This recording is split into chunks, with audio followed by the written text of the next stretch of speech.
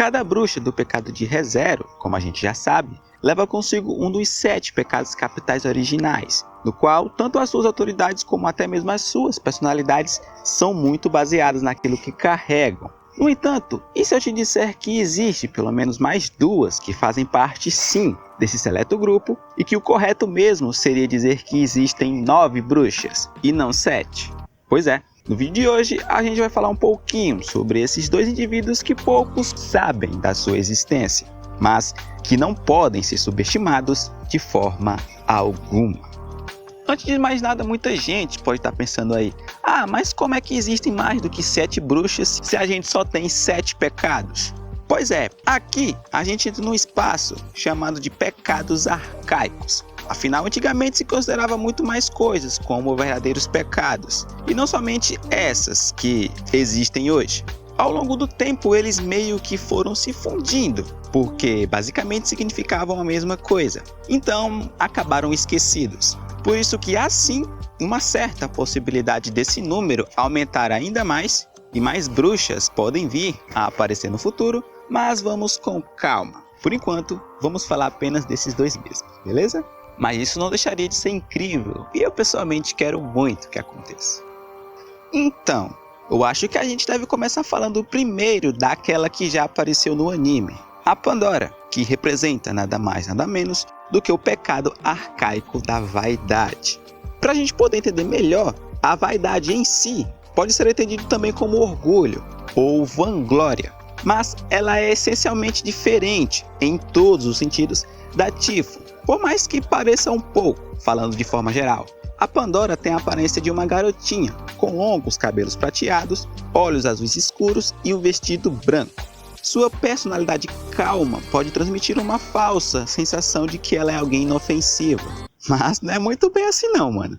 Por nunca parecer estar zangada com nada e nem com ninguém, independente do que façam com ela, ela esconde uma das suas principais características, ou o seu verdadeiro eu, que é uma alguém extremamente egoísta, fria e que está disposta a fazer qualquer coisa para atingir os seus objetivos. Apesar de, na maioria das vezes, preferir se entreter um pouco no processo do que fazer tudo diretamente. E olha, não é à toa que ela seja assim.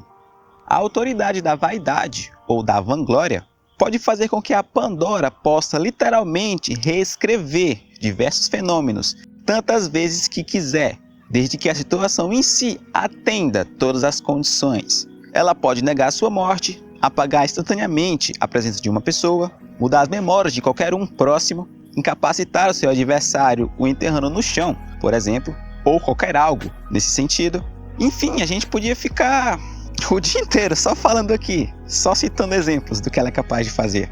Até o Kurohebi, a serpente negra, um dos majus mais apelões que ninguém consegue ter controle, a Pandora pode no mínimo apontar uma direção para onde ele deva ir. Roubado demais, né?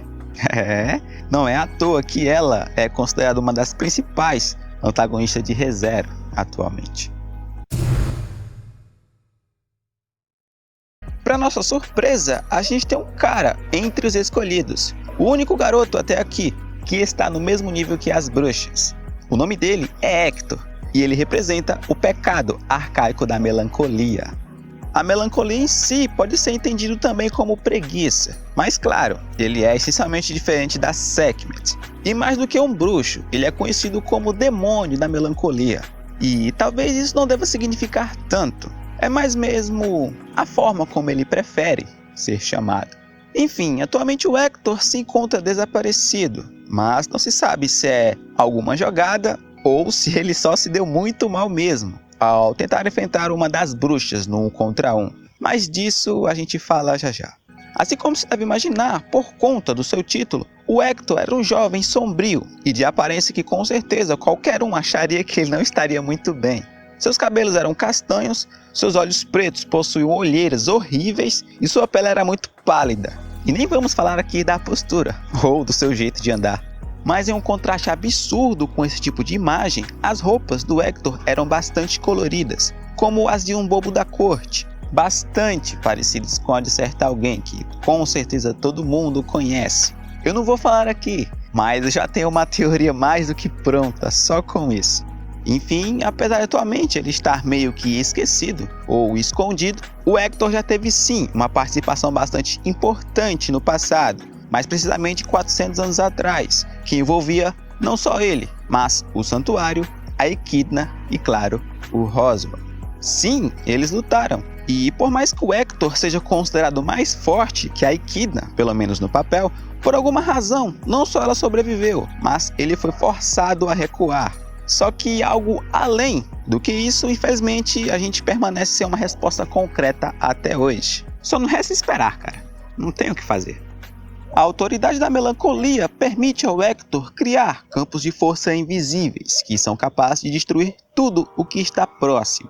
Tudo mesmo, seja coisas vivas ou até mesmo magias. Esse sim é uma defesa ou ataque absolutos, sem querer farpar, óbvio. E para ser mais preciso, quanto mais próximo do alvo ele está, maior o dano. E como o próprio Hector é o centro desse campo de força, acho que basta um único ataque para poder encerrar a luta.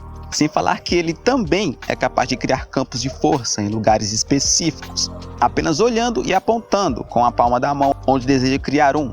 E não tem qualquer tipo de limite de distância ou de tamanho do campo. Falando assim, parece que os pecados arcaicos possuem propriedades muito melhores do que a dos pecados originais, mano. Como assim? Enfim, galera, o vídeo de hoje fica por aqui. Espero que vocês tenham gostado. Para ver mais vídeos sobre ReZero é só clicar na playlist que está aí na tela.